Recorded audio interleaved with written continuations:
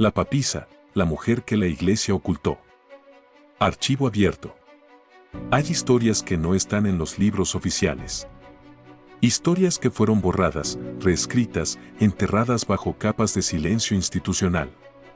Y cuando intentas buscarlas, descubres algo inquietante: los vacíos hablan más que las palabras. Los espacios en blanco revelan más que cualquier texto.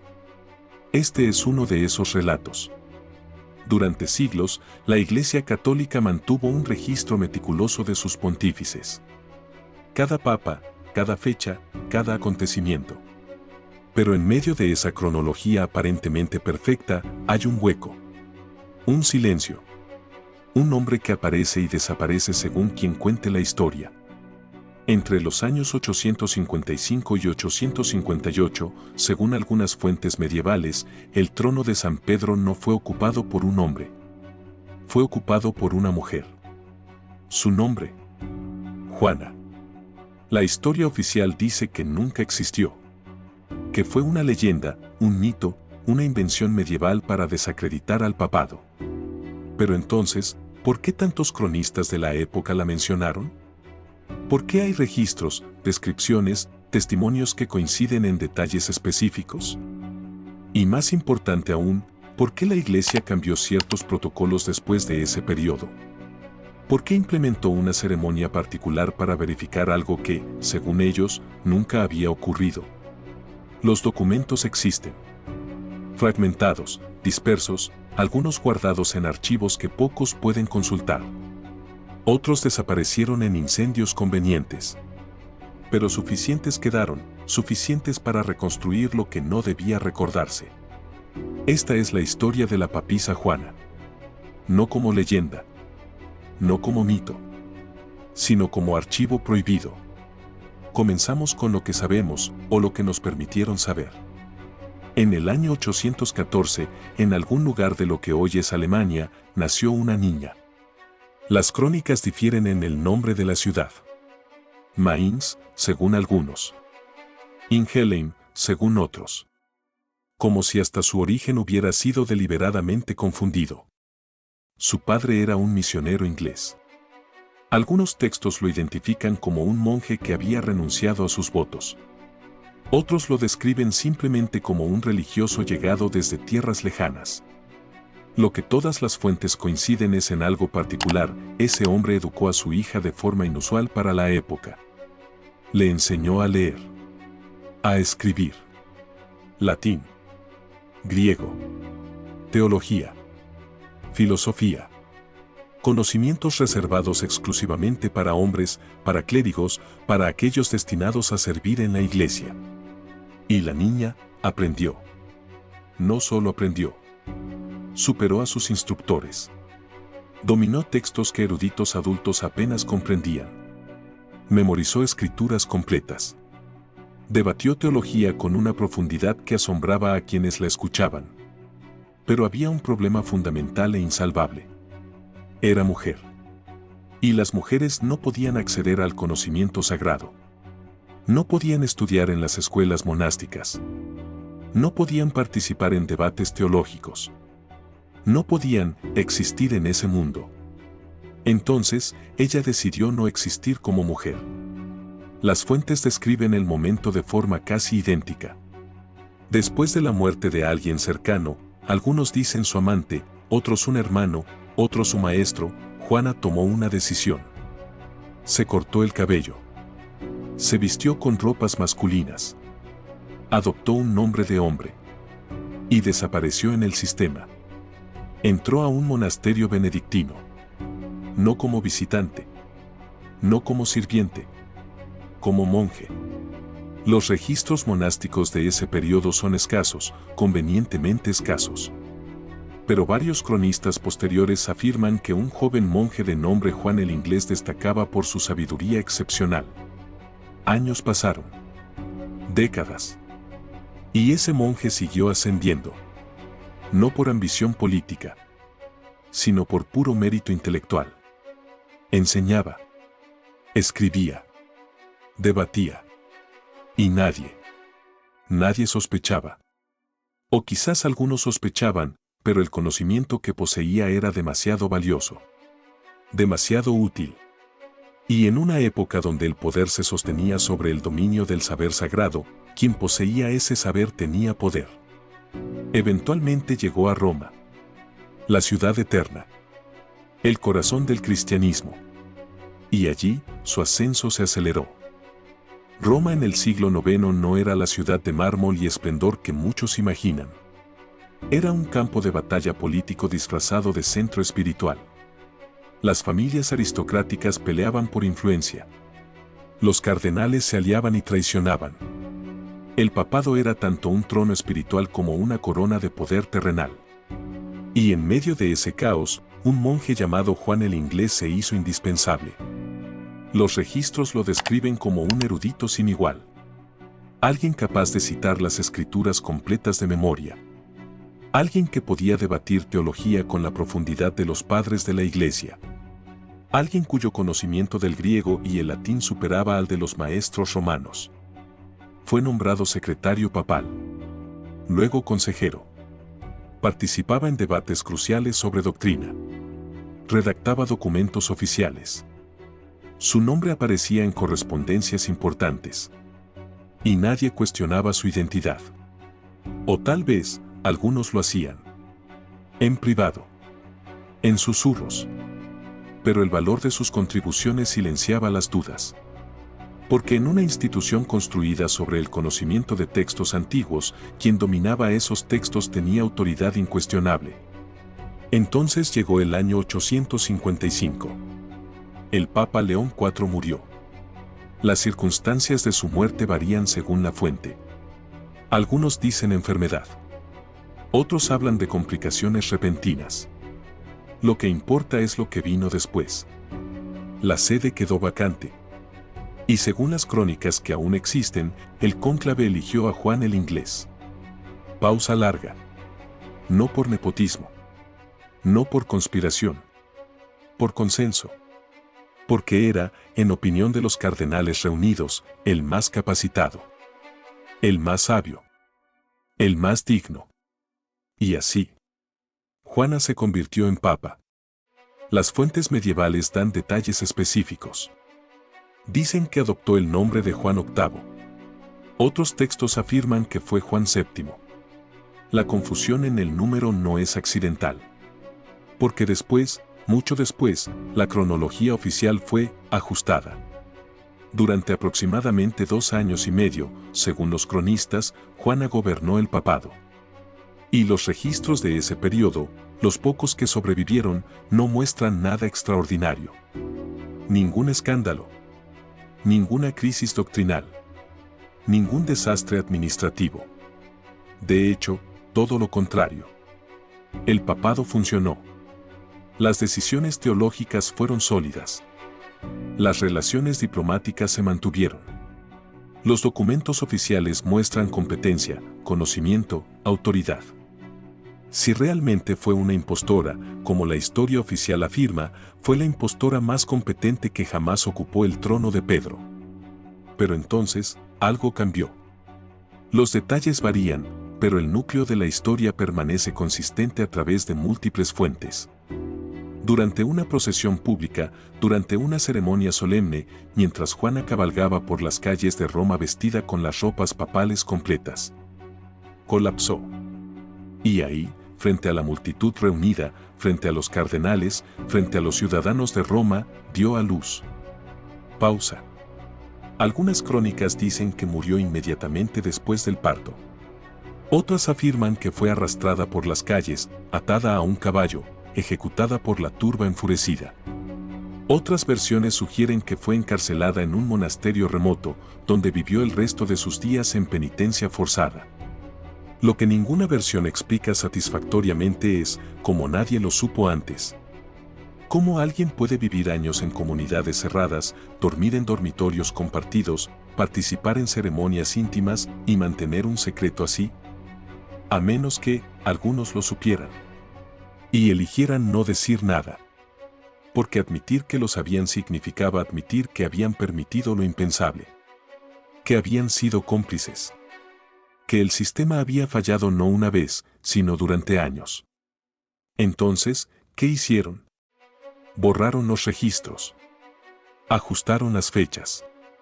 Eliminaron el nombre de las listas oficiales. Y declararon que nunca había existido. Pero hay un problema con borrar la historia. Siempre quedan rastros.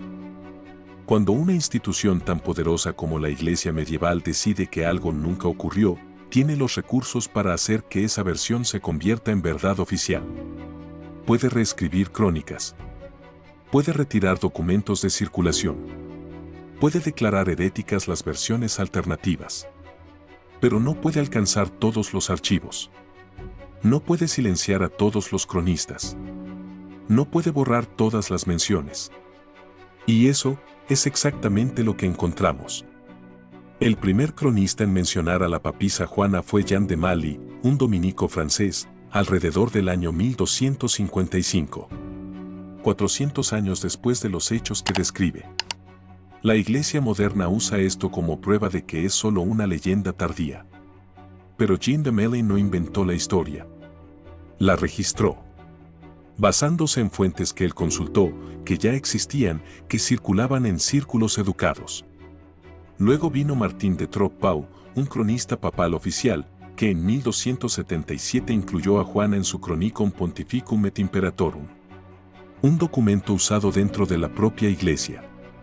Un texto que listaba papas en orden cronológico e incluía a una mujer. Después apareció en la Crónica Minor de Francisco Pipino. En los escritos de Giovanni Boccaccio.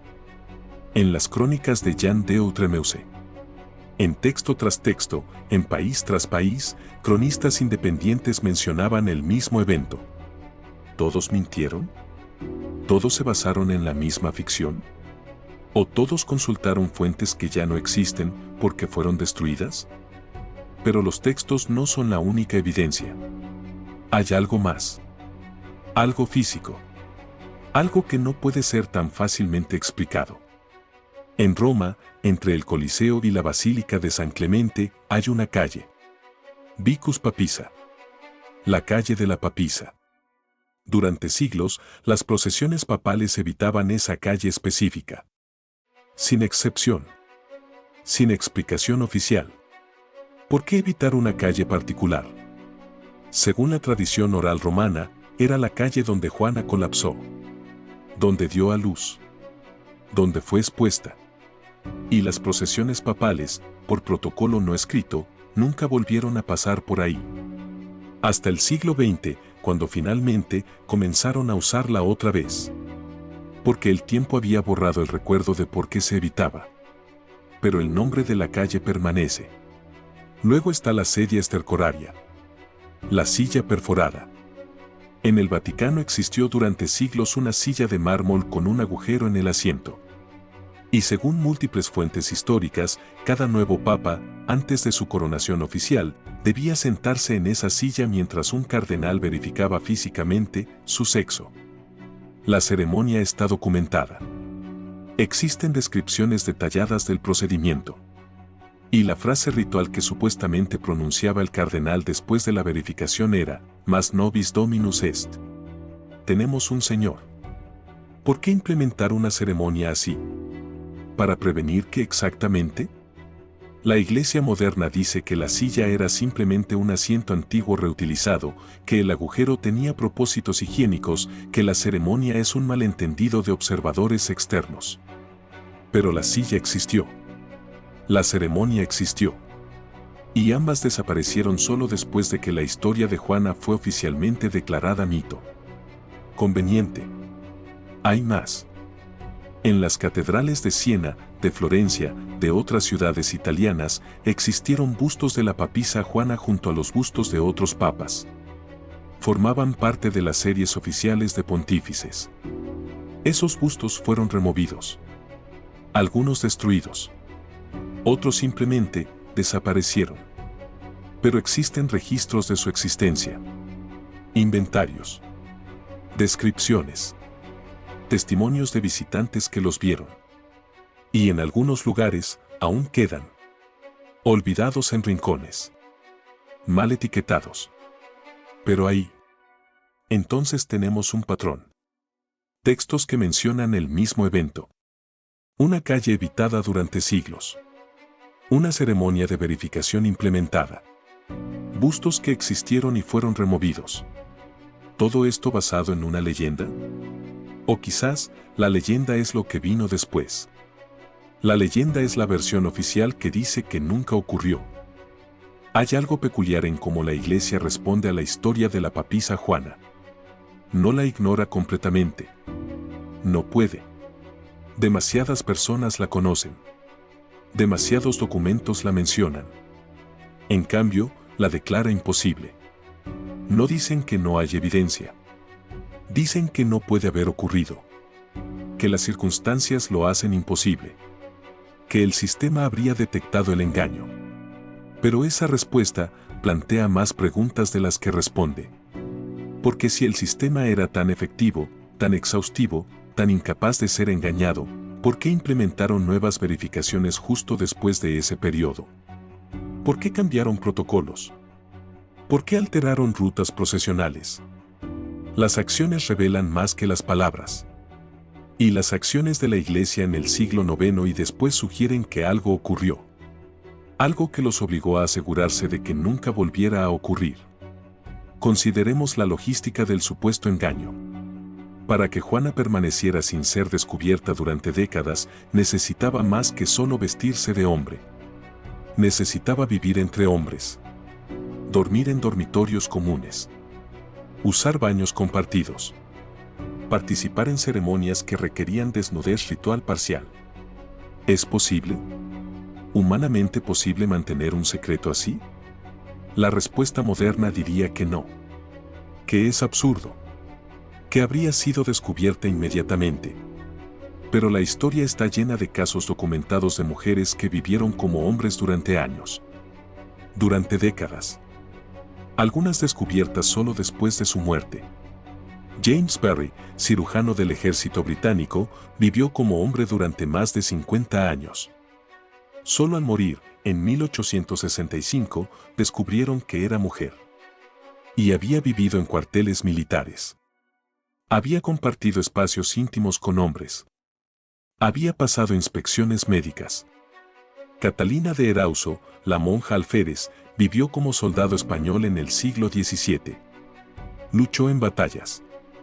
Compartió tiendas con otros soldados. Solo fue descubierta cuando ella misma lo reveló. Y estos son solo los casos que conocemos. Los que fueron registrados. ¿Cuántos otros nunca fueron descubiertos? Entonces la pregunta no es si era posible. Claramente era posible. La pregunta es, ¿por qué tantos quieren que sea imposible? Porque admitir que ocurrió significa admitir algo más profundo. Significa admitir que el sistema falló. Que la institución que se proclama infalible fue engañada. Y más problemático aún, significa admitir que una mujer fue, durante años, intelectualmente superior a los hombres que la rodeaban. Tan superior que ninguno sospechó. Tan capaz que fue elegida por consenso. Eso es lo realmente inaceptable. No el engaño, sino la competencia. Porque si Juana realmente existió y realmente gobernó bien, entonces plantea una pregunta que la Iglesia medieval no podía permitirse responder: ¿por qué las mujeres no pueden ser sacerdotes? No por incapacidad. Eso quedó demostrado. No por falta de conocimiento. Eso también quedó demostrado. Solo por reglas. Reglas hechas por hombres para preservar poder masculino. Y esa verdad, esa era la verdadera amenaza. Por eso los registros fueron borrados. No para esconder un escándalo sexual, sino para esconder evidencia de competencia femenina en el más alto nivel del poder eclesiástico. Entonces observamos lo que vino después. En los siglos posteriores al supuesto reinado de Juana, la Iglesia intensificó dramáticamente sus restricciones sobre las mujeres. Las órdenes religiosas femeninas perdieron autonomía. Las abadesas perdieron poder. Las mujeres fueron sistemáticamente removidas de cualquier posición de autoridad teológica. ¿Coincidencia? ¿O una respuesta institucional a un evento que demostró que las barreras de género eran arbitrarias, no divinas? Cuando investigas la historia de la papisa Juana en archivos académicos, descubres algo fascinante. No hay escasez de fuentes. Hay más de 500 referencias medievales y renacentistas a su existencia. 500. No todas son detalladas. No todas son independientes. Pero 500 cronistas, en diferentes países, en diferentes siglos, consideraron la historia lo suficientemente creíble como para incluirla en sus registros. Eso no es una leyenda marginal. Es una narrativa ampliamente aceptada durante siglos. Entonces, ¿cuándo dejó de ser aceptada? No en la Edad Media. Durante la Edad Media, la historia era tratada como histórica. Aparecía en crónicas papales oficiales. Era enseñada en universidades. Nadie la cuestionaba seriamente. El cuestionamiento comenzó en el siglo XVI. Durante la Reforma Protestante. Pausa. Los protestantes usaban la historia de Juana como evidencia de corrupción papal. Como prueba de que el papado no era infalible. Como ejemplo de engaño institucional. Y la Iglesia Católica, defendiéndose de esos ataques, necesitaba desacreditarla. Necesitaba declarar que nunca había ocurrido. Que era propaganda protestante. El problema era que la historia precedía a la Reforma por 3 siglos. No era invención protestante. Pero eso no importó. En 1562, el historiador Onofrio Pambinio fue contratado para crear la cronología oficial papal definitiva. Su trabajo era exhaustivo, meticuloso. Y en su lista final, Juana no aparece. No porque no encontrara referencias. Las encontró. Cientos. Sino porque recibió instrucciones de no incluirlas. Eso está documentado. En correspondencias privadas, Pambinio admite haber encontrado las fuentes sobre Juana.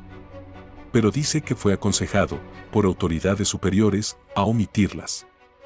Y así, la historia oficial fue establecida. Juana nunca existió. Punto final.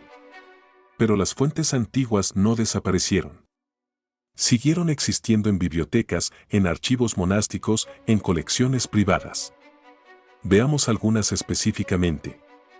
Jan de Mali, en su Crónica Universalis Mettensis, escrita alrededor de 1250, escribe, después de León, Juan, una mujer inglesa de Mainz, ocupó la sede papal durante 2 años, 5 meses y 4 días. Detalles específicos. No vagos. Nombre de ciudad. Duración exacta. Martín de Troppau, capellán papal, escribió en 1277, después de León IV, Juan, una mujer, nacida en Mainz, reinó por 2 años, 7 meses y 4 días. Se dice que fue amante de su sirviente y quedó embarazada. Dio a luz durante una procesión entre el Coliseo y San Clemente. Nuevamente, detalles geográficos específicos. Duración casi idéntica a la de Jan de Mali. Y Martín no era un outsider. Era parte del sistema papal. Giovanni Boccaccio, en De Mulieribus Claris, sobre mujeres famosas, 1361, dedica un capítulo completo a Juana. La describe como extraordinariamente educada. Dice que su gobierno fue competente. No la retrata como villana, sino como figura trágica. Adam of Usk, cronista galés del siglo XIV, menciona haber visto personalmente la silla perforada en Roma y describe su propósito explícito, verificar el sexo del papa elegido. Estas no son fuentes oscuras. Son cronistas respetados. Algunos trabajando dentro del sistema papal. Y todos registrando la misma historia básica. ¿Todos fueron engañados por el mismo mito? ¿O todos consultaron fuentes primarias que ya no existen? Hay otra posibilidad que los historiadores rara vez consideran. Que las fuentes primarias sí existen, pero están inaccesibles. El Archivo Secreto Vaticano contiene millones de documentos. La mayoría nunca han sido catalogados públicamente. El acceso está extremadamente restringido. Y hasta 1881, estaba completamente cerrado a investigadores externos. ¿Qué hay en esos archivos sobre el siglo IX? No lo sabemos.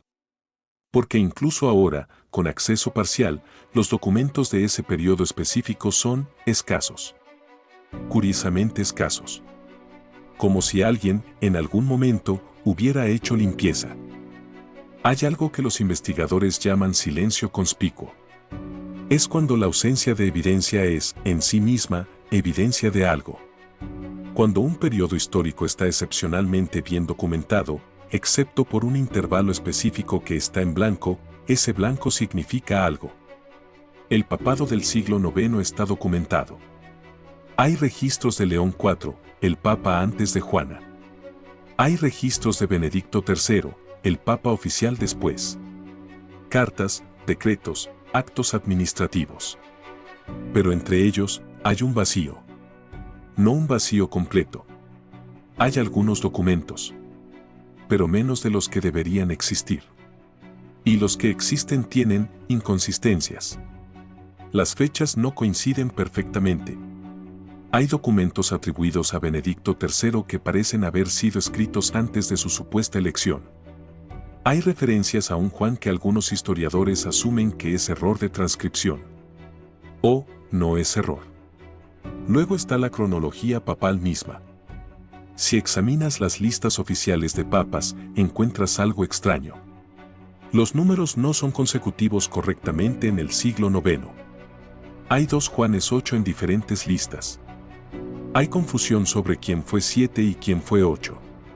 Como si alguien hubiera insertado o removido un nombre y las cifras no se ajustaran completamente. ¿Error administrativo? Posible. ¿O corrección apresurada? También posible. Porque borrar a alguien de la historia no es solo eliminar el nombre. Es ajustar todo lo que vino después. Y a veces, el ajuste no es perfecto. Hay otro silencio conspicuo. Las actas del supuesto cónclave que eligió a Benedicto III. Los cónclaves papales eran eventos importantes. Se documentaban. Se registraban los participantes. Los votos. Las deliberaciones.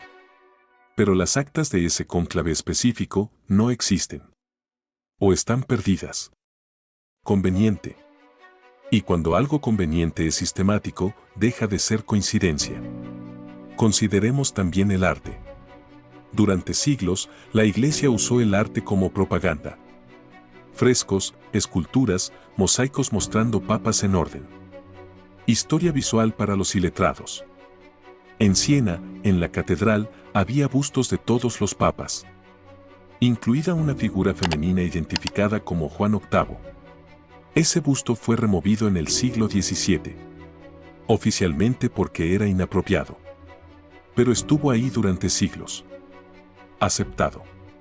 Nadie lo cuestionó hasta que la Contrarreforma decidió que la historia debía ser reescrita.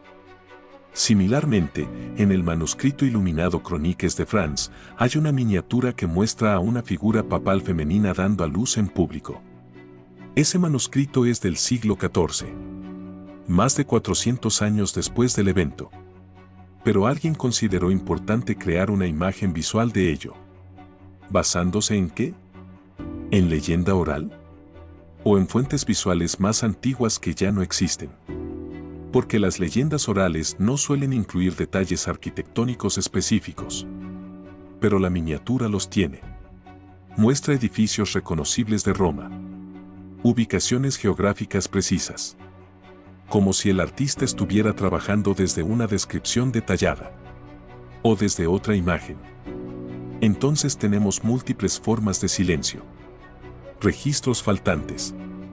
Cronologías confusas. Actas perdidas. Arte removido. Cada uno individualmente podría ser coincidencia. Juntos, forman un patrón. El patrón de ocultamiento deliberado.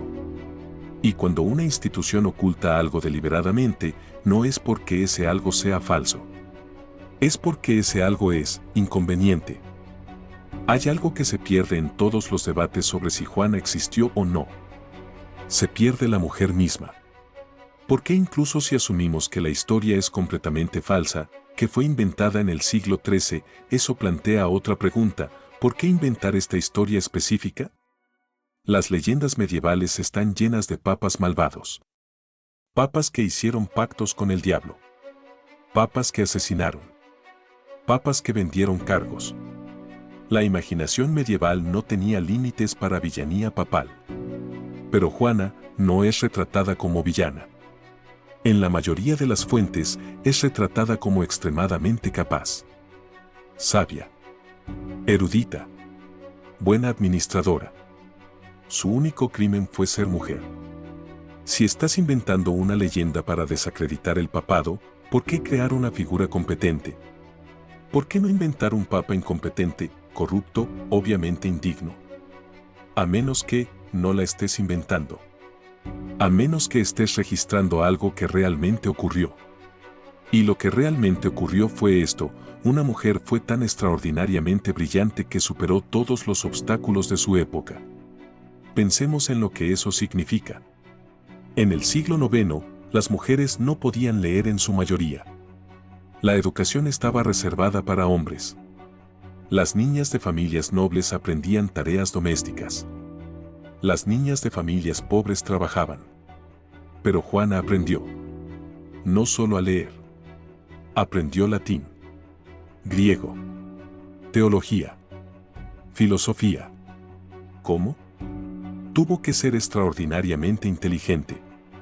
Porque aprender en secreto, sin maestros formales, sin acceso a bibliotecas, requiere genialidad. Luego tuvo que ser extraordinariamente valiente. Porque la decisión de disfrazarse como hombre no era simple. Era arriesgar todo. Si era descubierta, el castigo sería brutal. Y tuvo que ser extraordinariamente disciplinada. Porque mantener un disfraz durante décadas, nunca deslizarse, nunca revelar, requiere control absoluto. Entonces tenemos una mujer que era genio intelectual, valiente hasta lo temerario y disciplinada más allá de lo normal. Esa mujer merece ser recordada. No como escándalo. Como logro. Pero esa no es la narrativa que sobrevivió. La narrativa que sobrevivió la reduce a advertencia. A ejemplo de engaño. A historia de vergüenza. Su embarazo se volvió el centro de la historia. No su erudición. No sus años de servicio competente. Solo el momento de exposición. Y eso revela todo. Porque para el sistema patriarcal que escribió la historia, su conocimiento no importaba. Su capacidad no importaba. Solo importaba que fue mujer embarazada en un lugar donde no debía estar. Pero incluso en ese detalle hay algo revelador. Si realmente gobernó por 2 años y quedó embarazada durante su papado, significa que tuvo una relación. Significa que amó. Significa que vivió. No era solo intelecto. Era humana completa. Y tal vez eso, más que cualquier otra cosa, es lo que la hace real. Porque las leyendas inventadas no suelen incluir humanidad. Incluyen arquetipos, símbolos, lecciones morales claras. Pero Juana, en las fuentes que sobrevivieron, es compleja. Es brillante pero también vulnerable. Es exitosa pero también trágica. Es transgresora pero no maliciosa. Eso es como se describe una persona real. No un personaje. Hay una razón por la que la Iglesia nunca admitirá que Juana existió. No tiene que ver con hechos históricos. Tiene que ver con implicaciones teológicas. Porque si Juana fue papa, entonces durante 2 años, el vicario de Cristo en la tierra era una mujer. Y si era una mujer, y la Iglesia funcionó normalmente, y no hubo desastre divino, y las decisiones teológicas fueron válidas, entonces la exclusión de mujeres del sacerdocio no puede ser mandato divino. Es solo política humana. Y eso destruye siglos de doctrina. La Iglesia Católica sostiene que las mujeres no pueden ser ordenadas porque Cristo eligió solo hombres como apóstoles. Que esa elección fue deliberada. Que refleja orden divino. Pero si una mujer fue papa, si ejerció la autoridad apostólica completa, si sus actos fueron válidos, entonces el género es irrelevante para la autoridad espiritual. Y esa conclusión es inaceptable. Por eso no importa cuánta evidencia histórica exista. No importa cuántos cronistas la registraron. No importa cuántos protocolos fueron cambiados después. La Iglesia no puede admitirlo. No por orgullo. Por necesidad teológica. Porque admitirlo significaría revisar doctrinas fundamentales. Significaría cuestionar la base de la exclusión femenina. Significaría abrir una puerta que han mantenido cerrada durante 2000 años. Entonces el argumento nunca es realmente sobre evidencia histórica. Es sobre preservación doctrinal. Y cuando la doctrina y la historia entran en conflicto, la institución siempre elige la doctrina. Pero hay una ironía profunda aquí. Al negar tan vehementemente la existencia de Juana, la Iglesia da crédito a la historia. ¿Por qué si realmente fuera solo leyenda absurda, por qué molestarse en desacreditarla tan exhaustivamente? Hay cientos de leyendas medievales sobre papas. Algunas mucho más escandalosas. La Iglesia las ignora. No desperdicia recursos refutándolas. Pero con Juana, ha dedicado siglos a refutación activa. Ha contratado historiadores. Ha publicado estudios. Ha declarado oficialmente que es falsa. Ese esfuerzo sugiere amenaza real. Porque las mentiras inofensivas se ignoran. Solo las verdades peligrosas requieren supresión activa. Y la verdad de Juana, real o no, es peligrosa porque plantea preguntas que la institución no quiere responder. ¿Por qué las mujeres no pueden ser sacerdotes? ¿Es realmente mandato divino? ¿O es control institucional? ¿Es porque son incapaces? Juana demostró que no. ¿Es porque carecen de autoridad espiritual? Pero si Juana fue papa, ejerció la máxima autoridad. ¿Es porque Dios lo prohíbe? ¿O porque los hombres que controlan la institución prefieren que así sea? Esa pregunta no tiene buena respuesta institucional. Entonces la historia de Juana, verdadera o falsa, se vuelve subversiva. Se vuelve evidencia de posibilidad. Prueba de que lo que se presenta como imposible es solo improbable. Y lo improbable puede ocurrir. Ya ocurrió. O al menos, suficientes personas durante suficiente tiempo creyeron que ocurrió como para cambiar protocolos, evitar calles, implementar verificaciones. Y eso, en sí mismo, es histórico. Hay algo que ocurre cuando entierras una historia. No desaparece completamente. Se transforma. La historia de Juana fue oficialmente borrada en el siglo XVI. Pero no murió. Se adaptó. Se convirtió en leyenda urbana. En cuento popular. En símbolo feminista. En tema de novelas, películas, obras de teatro. Cada generación la redescubre. Y cada generación la reinterpreta según sus propias preocupaciones. Para los protestantes del siglo XVI fue evidencia de corrupción papal. Para los ilustrados del siglo XVIII fue ejemplo de superstición medieval. Para las feministas del siglo XX fue símbolo de capacidad femenina suprimida. Y para nosotros ahora, en el siglo XXI, ¿qué es? Quizás es recordatorio de que la historia oficial no es la única historia. Que los vacíos importan. Que lo que no se dice revela tanto como lo que se dice. Porque vivimos en una época donde la información es abundante. Donde los archivos están digitalizándose. Donde el acceso al conocimiento es más democrático que nunca. Y sin embargo, todavía hay cosas que no sabemos. Todavía hay archivos cerrados. Todavía hay documentos clasificados. Todavía hay verdades que las instituciones prefieren mantener ocultas. La historia de Juana nos recuerda que el ocultamiento institucional es antiguo. Que siempre ha existido. Y que siempre deja rastros. Los rastros de Juana son estos. 500 referencias medievales. Una calle evitada durante siglos. Una silla de verificación implementada. Bustos removidos. Cronologías ajustadas. Protocolos cambiados. Y un silencio institucional que dura hasta hoy. Juntos, esos rastros no prueban definitivamente que existió. La prueba absoluta probablemente fue destruida hace siglos. Pero prueban que algo ocurrió.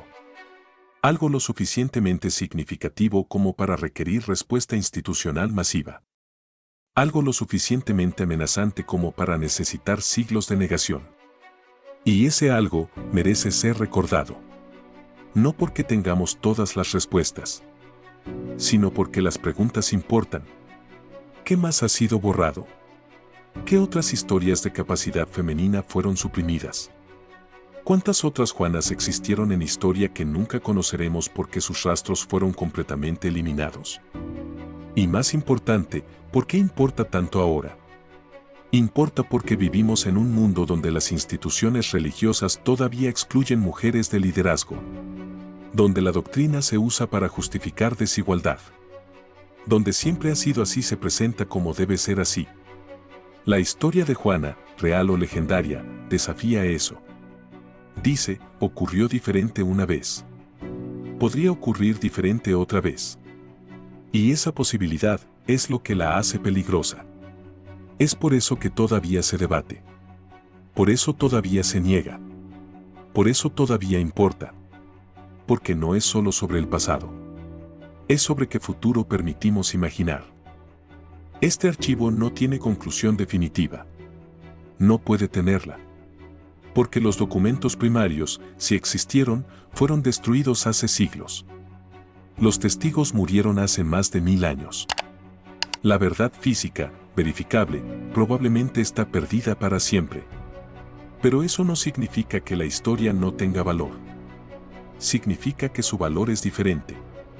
No es evidencia. Es pregunta. ¿Existió realmente la papisa Juana? Tal vez. ¿Importa si existió? Absolutamente. Porque lo que la historia representa trasciende los hechos históricos. Representa la posibilidad de transgresión. La evidencia de que los sistemas pueden ser engañados. La prueba de que lo que se dice imposible, no siempre lo es. Y eso asusta al poder. No porque sea verdad, sino porque podría serlo. Los rastros están ahí. En textos antiguos. En calles romanas. En protocolos cambiados. En silencios conspicuos. Cada generación los encuentra otra vez. Los interpreta otra vez. Les da significado otra vez. Y tal vez eso es exactamente como debe ser. Porque las mejores historias no son las que responden todas las preguntas. Son las que hacen que sigas preguntando. Juana, existiera o no, nos hace preguntar. ¿Qué más no sabemos? ¿Qué más fue enterrado? ¿Qué otras verdades esperan ser recordadas? Y quizás lo más importante, ¿quién decide qué se recuerda y qué se olvida? Esas preguntas no tienen respuestas fáciles. Pero hacerlas ya es acto de resistencia. Porque recordar lo que no debería ser recordado es desafiar a quienes decidieron que debía ser olvidado. Este archivo permanece abierto. No porque tengamos todas las piezas, sino porque las piezas que tenemos importan. 500 cronistas pensaron que la historia valía registrarse. Generaciones de romanos evitaron una calle específica. Cardenales implementaron ceremonia de verificación. Artistas la inmortalizaron en piedra. Todo eso significa algo. Tal vez no significa que fue papa. Tal vez significa algo más profundo. Que la idea de una mujer en el trono de Pedro era concebible. Imaginable. Posible. Y en el siglo IX, en el corazón del patriarcado medieval, esa posibilidad sola era revolucionaria. Tan revolucionaria que tuvo que ser borrada. Pero no completamente. Nunca completamente.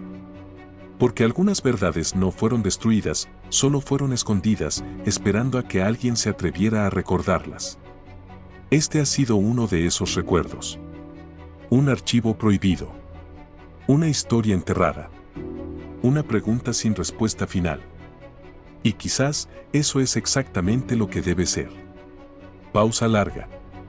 El archivo se cierra, pero la pregunta permanece. ¿Existió la papisa Juana? Tú decides qué creer.